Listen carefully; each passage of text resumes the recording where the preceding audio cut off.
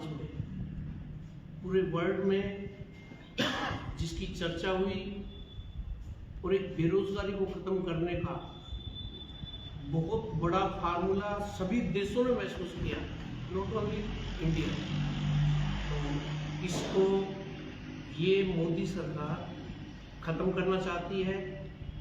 ये कांग्रेस की मनमोहन सिंह जी की और हमारी चेयरपर्सन सोनिया गांधी जी की जो महत्वाकांक्षी योजना थी, इसके लिए आप सब पत्रकारों के बीच में जो सही मायने में देखा जाए चौथा स्तंभ है इस लोकतंत्र का, और ग्रास रूट तक और रिमोट एरिया तक ये बात सही तरीके से जाए, इसके लिए इस प्रेस कॉन्फ्रेंस का आयोजन किया गया है। इसमें आदरणीय अध्यक्ष महोदय, हमारी बहन जी हमारे बीच में विराजमान है, बाकी सभी कांग्रेस के सम्मानित मेरे कार्यकारिणी के सदस्यगण, पदाधिकारीगण और उपस्थित इस लोकतंत्र के चौथे स्तंभ के रूप में मीडिया के सभी साथी। ये 2005 की योजना जिस तरीके से आजाद भारत में बहुत कुछ करने के बाद भी दूर दराज के एरिया में, रिमोट एरिया में, ढाणी में रोजगार की कुछ कमी महसूस की गई, जबकि महात्मा गांधी जी का सपना और सही मायने में उनकी थीम वो यही थी कि जब तक गांव उन्नति नहीं करेगा, तब तक गांव का किसान, मजदूर, दलित वो मजबूत नहीं होगा, तब तक इस देश को मजबूत करने की उम्मीद बिल्कुल छोड़ देना आप। इसी के तहत मनमोहन सिंह जी जो हमारे बहुत बड़े वर्ल्ड के इकोनॉमिस्ट रहे, उन्होंने इस योजना को जिस तरीके से सोनिया गांधी जी के साथ मिलकर कांग्रेस के थिंक टैंक के अनुसार, कांग्रेस की विचारधारा के अनुसार, महात्मा गांधी जी के एक विजन जो था उसके अनुसार ये 2005 में मनरेगा जैसी योजना लेकर आए, जिसमें 100% पार्टिसिपेट, 100% सहयोग, 100% भुगतान केंद्र को करना, ये उसका मेन प्रावधान रखा गया। लेकिन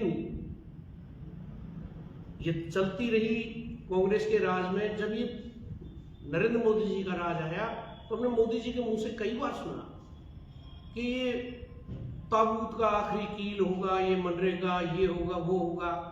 लेकिन जब कोरोना काल आया और कोरोना काल से पहले जब उन्होंने ये महसूस किया कि ये देश भी लड़खड़ा जाता वेस्टर्न कंट्रीज की तरह, लेकिन ये देश नहीं लड़खड़ाया। इसमें एक नरेगा जैसी योजना थी। 2009 में विधानसभा में भी हम लोगों की एक चर्चा हुई थी कि recession all over the world आया, आर्थिक मंदी, और वो आर्थिक मंदी अमेरिका जैसे देश की बड़े बड़े बैंक दिवालिया हो गए, लेकिन वो भारत के ऊपर असर नहीं डाल पाई। उसका मेन रीजन, उसका मेन काज, उसका जो महत्वपूर्ण जो उसके बीच में जो रिसेशन और आर्थिक मंदी के बीच में जो देखा गया कि ऐसा क्या है भारत के पास कि ये आर्थिक मंदी के बिल्कुल लपेट में नहीं आ रहा, ये चपेट में भी नहीं आ रहा, और बाकी कंट्रीज जो अपने आप को बहुत डेवलप कंट्रीज कह रहे हैं वो आ गए। उसका मेन काज जब ढूंढा गया तब नरेगा ही निकला। ये नरेगा उस वक्त 40-42 हजार करोड़ रुपए के लगभग बिल्कुल गांव और ढाणी में पहुंचाता था, औरतों के पास जाते थे, और वो मजदूर या दलित या वो किसान वर्ग की वो मेहनत का, चाहे वो आदमी है चाहे औरतें हैं, लेकिन इसमें औरतों की संख्या हमें कुछ ज्यादा मिली। और जो पैसा औरत के पास पहुंचता है, महिलाओं के पास पहुंचता है, वो डायरेक्ट परचेजिंग के काम आता है। और परचेजिंग का खर्च किया गया पैसा उस वक्त जो महसूस किया गया 2009 में बहुत बड़ी बात सामने आई थी कि परचेजिंग का पैसा, बैंक की थ्योरी भी कहती है, हम लोग भी कहते हैं कि एक बार तिजोरी में से निकल के खर्चे के लिए पैसा निकल जाओ, वो 10 टाइम्स जो है अपनी राउंड करेगा, 10 टाइम्स जो अपना असर डालेगा। और यही एक कारण रहा कि आर्थिक मंदी भारत में नहीं आ पाई।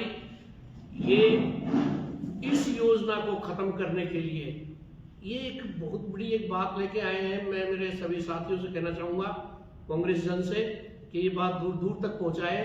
इन्होंने इसको खत्म तो करना था, इसके साथ एक लाइन लगा दी, वीबी जी राम जी। राम जी लिखने का उद्देश्य और कुछ नहीं था कि इस योजना के विरोध में कांग्रेस नहीं बोले। वो कांग्रेस जो आजादी का महत्वपूर्ण कारण रहा, वो कांग्रेस जिसके कार्यकर्ताओं ने, जिसके नेताओं ने आजादी में मेहनत की, कहीं ऐसा ना हो कि वो वापस जो है एक आंदोलन के रूप में खड़ा हो जाए। इसलिए इसके साथ कि महात्मा गांधी का नाम, ये आप भी जानते हो, हम भी जानते हैं, ये गोडसे के विचारधारा के लोग हैं, तो महात्मा गांधी का नाम हटाकर, और वो हटाना था इनको, क्योंकि इनको वो किसी तरह शूट नहीं कर रहा था आरएसएस को, लेकिन ये नरेगा भी बदलनी थी इनको, और इस नरेगा को बदलने के लिए इन्होंने और महात्मा गांधी का नाम हटा के जी राम जी लगा दिया। इसलिए मैं आप सबसे कहना चाहूंगा, आप जाएं वहां, तो ये नाम हटाना एक अलग बात है कि नाम का आप विरोध ना कर पाए, लेकिन जिस तरीके से इस योजना को खत्म किया गया, इसकी आत्मा को मार दिया गया। जब 100% सेंट्रल गवर्नमेंट देती थी और इसको 60-40 का रेशो कर दिया गया, तब ये मान के चलिए एक झटका ही बहुत है। आज ये भाजपा की सरकार, डबल इंजन की सरकार, जब इसके पास ये व्यवस्था नहीं है कि आज पीडब्ल्यूडी वाले कभी आंदोलन करते हैं, छोटे छोटे ठेकेदार कभी आंदोलन कर रहे हैं, कर्मचारी लोग आंदोलन कर रहे हैं, पैसा उनकी तनख्वाहें पहुंच नहीं रही है, फिर ये 60-40 का रेशो कहां से दे देंगे? तो ये इनकी एक बहुत बड़ी फिलोसफी है कि इसको खत्म भी किया जाए तो ऐसे किया जाए जो आप लोगों के ऊपर ना आए, और इन्होंने इसको खत्म कर दिया। तो मेरा ये कहने का मतलब है 60-40 का रेशो अपने आप में बड़ी जबरदस्त चोट है इसके ऊपर। इसके ऊपर जो चोट है दूसरी, इसको परियोजना का रूप दिया गया है, जबकि ये एक रोजगार की गारंटी का रूप था। रोजगार की गारंटी उसी वक्त खत्म हो गई जब इन्होंने इसको परियोजना का रूप देके कह दिया कि किसी पहले मजदूर अपनी मजदूरी के लिए 15 दिन पहले एप्लीकेशन लगाता था, गवर्नमेंट की लायबिलिटी बनती थी, एनी हाउ उसको सर्विस दी जाए, उसको नौकरी दी जाए, चाहे किसी तरह दी जाए। अब तो जो है परियोजना ऊपर से बन के आएगी दिल्ली से, और वो परियोजना हम तक पहुंचेगी। उस परियोजना में 60-40 का रेशो होगा, ना 60-40 का रेशो का पैसा होना स्टेट गवर्नमेंट के पास, और ना ये परियोजना पूरी होनी। इसको मारने के लिए बहुत तरीके के हथियार इस सरकार ने तैयार किए हैं। मेरा आपसे इतना ही कहना है कि जिस नरेगा ने दूर दराज की ढाणियों का जीवन स्तर सुधार दिया, दलित और मजदूर का नहीं, किसान का भी जो काम करते हैं, शहर की मजदूरी बढ़ी तो उसके पीछे कारण नरेगा था। और फिर इसको अब इसके ऊपर जो क्रूर प्रहार किया गया वो ये किया गया कि 60 दिन बिल्कुल ब्लैक लिस्ट में रहेगा। ये बिल्कुल 60 दिन कोई नरेगा रोजगार नहीं देगी। क्योंकि ये इसलिए रखा गया, ये बड़े बड़े इंडस्ट्रियलिस्ट, ये बड़े बड़े उद्योगपति, ये जो आ रहे हैं अपने बीच में, जो किसान का फार्मूला लेकर आई थी ये सरकार, उसको तो धन्यवाद देना चाहेंगे। सभी ने एकजुट होकर ऑल ओवर इंडिया वो 3 काले कानून वापस कर दिए, लेकिन वो भी यही था कि कॉन्ट्रैक्ट बेस में, ये मजदूरों को कॉन्ट्रैक्ट बेस में ले जाना चाहते हैं। आप जाइए, आप ग्रास रूट में जाइए, आप जाकर पंचायत राज तक पहुंचाइए, आप जाइए नरेगा के मजदूरों के बीच में जाइए, आप जाइए उनके बीच में जाकर। और मैं चौथे स्तंभ, जो लोकतांत्रिक स्तंभ है हमारा, बहुत मजबूत स्तंभ है, मैं मीडिया के साथियों से कहना चाहूंगा, गरीबों के हितों की लड़ाई लड़ने वाला परमपिता परमेश्वर भी उसका साथ देता है। जब इनकी ये मजदूरी खत्म ये लोग कर देंगे, जब इनको बिल्कुल इस तरीके से, ये 3% के लोग जो धनाढ्य लोग हैं, ये उनके लिए काम कर रहे हैं, ये मजदूरों के लिए काम नहीं कर रहे, ये गरीबों के लिए काम नहीं कर रहे। इसलिए मेरा आपसे एक कथन है कि आप उनको समझाइए कि आपकी योजना को नाम नहीं बदला गया, पूर्ण रूप से ये खत्म कर रहे हैं। मेरा आपसे ये भी निवेदन है, 73वां संशोधन जो था नरेगा का, वो संशोधन था कि प्रोजेक्ट तैयार करेगा सरपंच, मजदूरी मांगेंगे हमारे मजदूर, और जब मजदूरी मांगेंगे तब उनके लिए जब मजदूरों की व्यवस्था होगी तो उसका प्रोजेक्ट तैयार वहां की पंचायत करेगी, वहां के लोग बैठकर करेंगे। और इन लोगों ने उसको बिल्कुल तहस नहस कर दिया इस नरेगा को, कि प्रोजेक्ट बनाएगी सेंट्रल गवर्नमेंट और भेजेगी स्टेट के पास, और स्टेट के पास में फंड अगर देने के लिए 40% हुआ तो काम आगे चलेगा, वरना काम नहीं चलेगा। इसका मतलब तो ये पूर्ण रूप से समाप्ति की तरफ जा रही है नरेगा। मेरा आपसे यही निवेदन है। आज मैं पत्रकारों बंधुओं के बीच में मेरे को जो है हमारे यहाँ के प्रदेश अध्यक्ष डॉक्टर आसरा जी ने भेजा, मैं आपसे निवेदन करने आया हूँ कि हमारी ये कुछ बातें आप लोग अपने पत्रकारिता के माध्यम से, कि इन्होंने 100% के रेशो को खत्म कर दिया, इन्होंने 60-40 का रेशो बना दिया, इन्होंने गारंटी शब्द को जड़ मूल से खत्म कर दिया।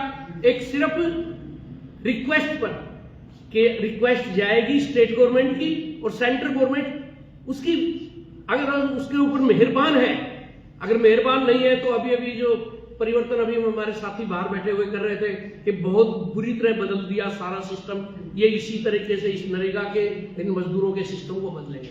तो मेरा आपसे ये, और ये 73वां संशोधन जो इन्होंने बदला है, खत्म ही कर दिया उसको, मेरा आपसे ये निवेदन है आप उसके बारे में बताएं। मेरा आपसे ये भी निवेदन है कि आप जाकर जो 60 दिन का ये ब्लैकआउट, 60 दिन मजदूर भूखा कैसे रहेगा?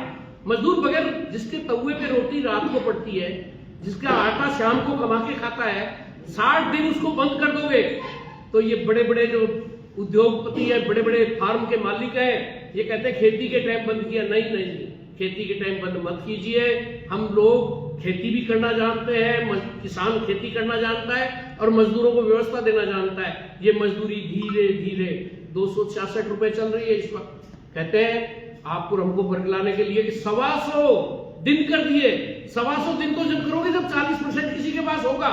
125 दिन मजदूरों के तो तब करोगे ना जब ये नरेगा जिंदा बचेगा, ये नरेगा की योजना जिंदा बचेगी। ये गांधी जी की जो एक विचारधारा थी कि समाज का आखिरी इंसान भी सरकारी योजनाओं से लाभान्वित होना चाहिए, ये तो कहीं नजर नहीं आ रहा, ये तो बिल्कुल खत्म होने के कगार पे है। तो इसलिए ये 125 क्या सगुफा लाए हैं, ये भ्रम में डाल रहे हैं पब्लिक को, मजदूरों को, कि हम 100 की जगह 125 कर दिया। ऑलरेडी 46 डेज हमारी एवरेज निकलती है। क्यों? क्योंकि बाकी लोग और मजदूरी करने जाते हैं और ये मजदूरी 46%, इसलिए साल की तो 36 है, ये 36 दिन ही, तो फिर ये 125 कहां से देंगे? और 125 देने के पीछे इनके पास में पैसा तो है ही नहीं।